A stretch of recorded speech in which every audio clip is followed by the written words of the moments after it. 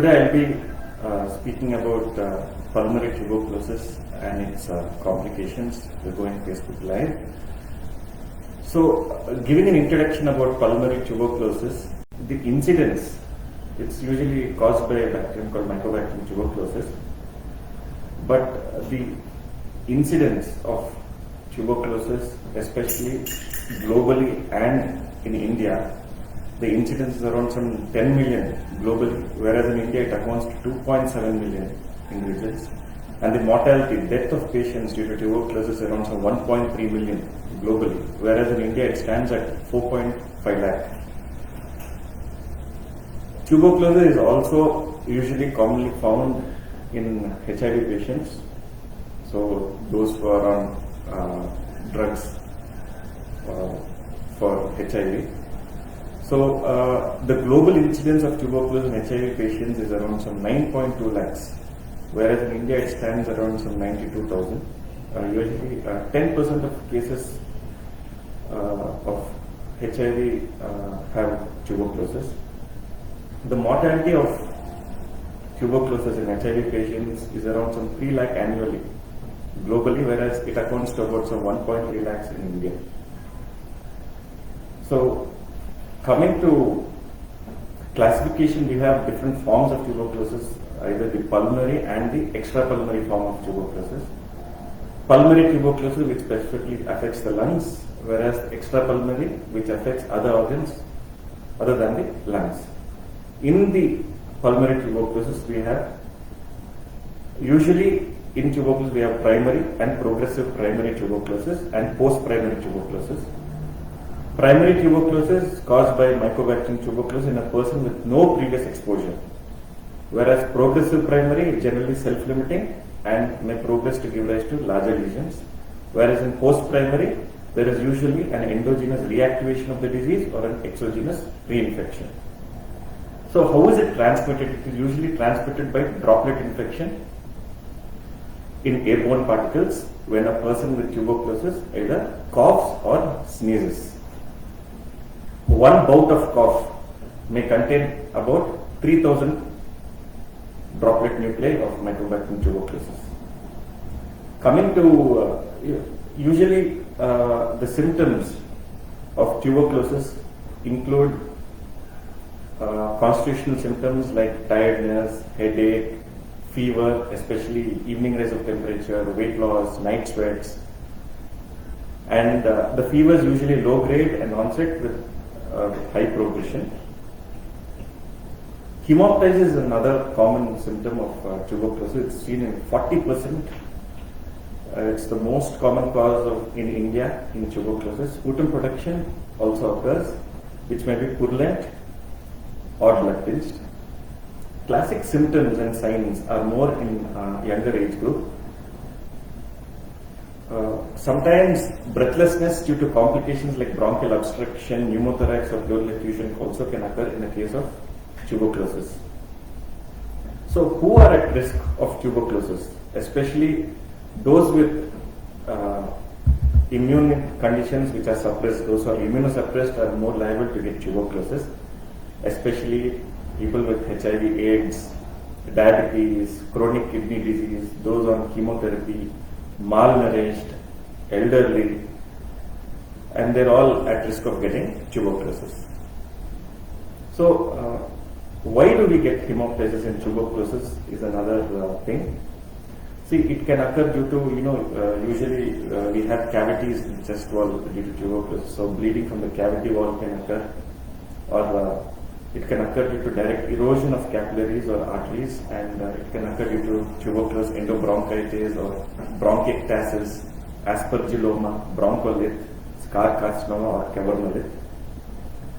Usually the signs in tuberculosis include patients may have anemia, cachexia, he may have tiredness, tachycardia, tachypnea, he may have a low BMI in chronic cases. Differential diagnosis of tuberculosis in some patients. You may also have bacterial infections which you have to differentiate, because some bacterial infections may present as cavitary infections like usually necrotizing pneumonia or lung abscess or any bronchogenic carcinoma, cavitating bronchogenic carcinoma like squamous cell carcinoma. And you can also, how do you diagnose a case of tuberculosis? Usually we ask for sputum score examinations, which is the first examination which we ask after an X-ray.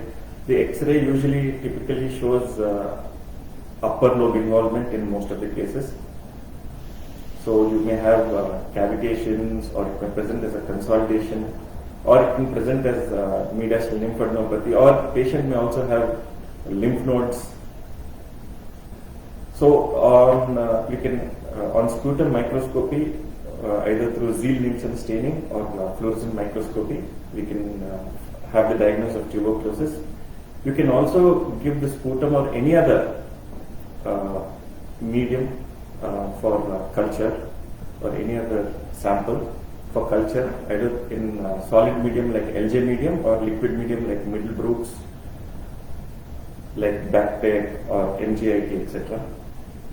And you can have rapid diagnostic molecular tests like CBNAT, that is cartridge-based nucleic acid amplification test, where the result can be seen within 1 day. Usually takes 6 hours for the result, but it depends upon how fast they do it.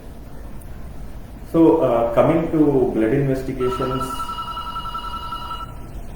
we have hematological manifestations of tuberculosis, where the patient can have anemia, leukocytosis, leukopenia. Usually the ESR is often raised in patients with tuberculosis. Patients can have sometimes glucomatonic reaction and polycythemia vera. So coming to diagnostic microscopy,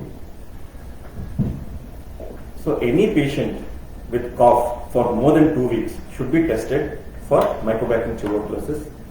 So sputum microscopy is the earliest and quickest in the preliminary diagnosis of tuberculosis.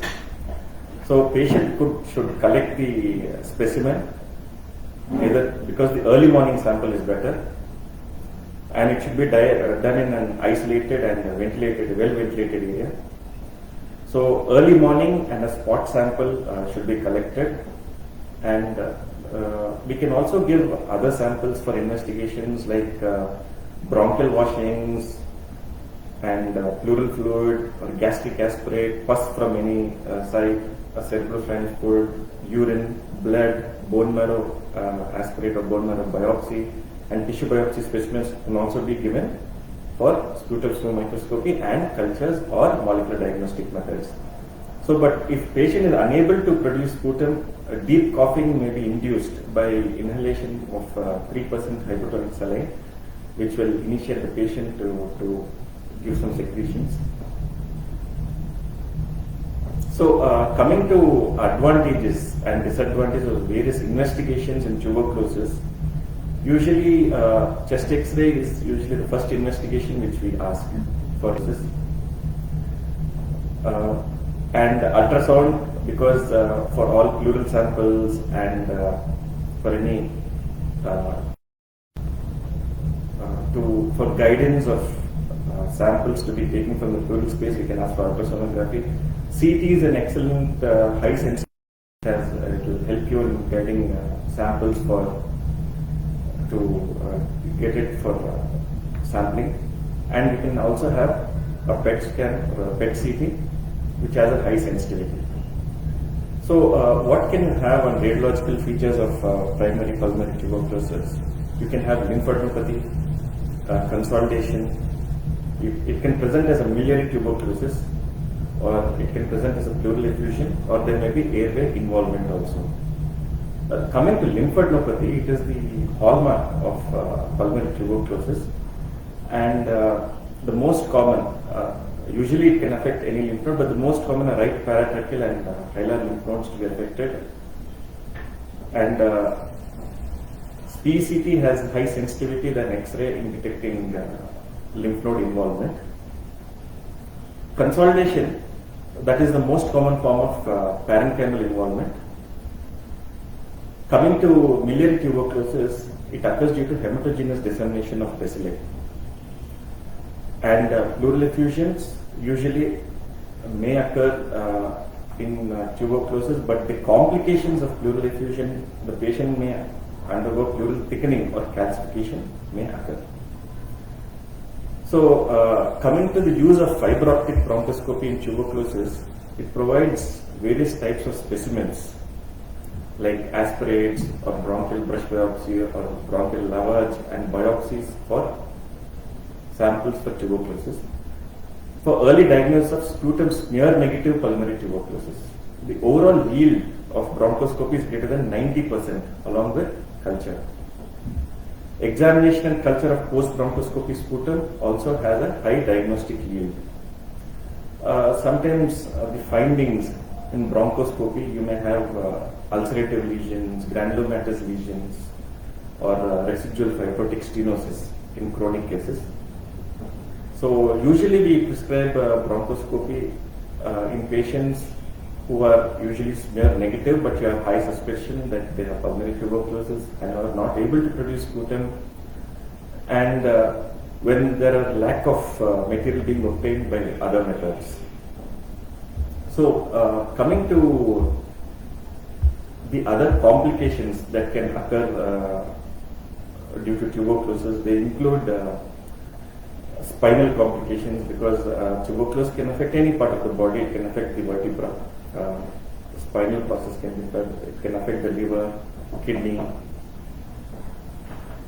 and the other any other part. Any part can be involved by tuberculosis. Depends upon the load of the bacilli which the patient has inhaled, and usually tuberculosis usually it is spread when there is overcrowding and when there is not good ventilation also. Especially in people who are malnourished, they are more prevalent to get tuberculosis because of their immunodeficiency. Treatment. The treatment of tuberculosis, the goal of TB treatment to decrease case fatality and morbidity by ensuring relapse-free cure, and to minimize and prevent development of drug resistance, and it should also render the patient to be non-infectious and to break the chain of transmission. So usually treatment consists of 2 months of intensive phase and 4 months of continuation phase. In the 2 months of intensive phase, we give 4 tablets, whereas in the 4 months of continuation phase, we give 3 tablets. The total duration is around some 6 months, but it depends upon the condition of the patient. If required, we can extend it by another 2-3 months. But in certain conditions, like spinal tuberculosis, we can extend it up to 1 year also. And the dose of the tuberculosis medication depends upon the weight of the patient. So depending upon the weight, we should start medication.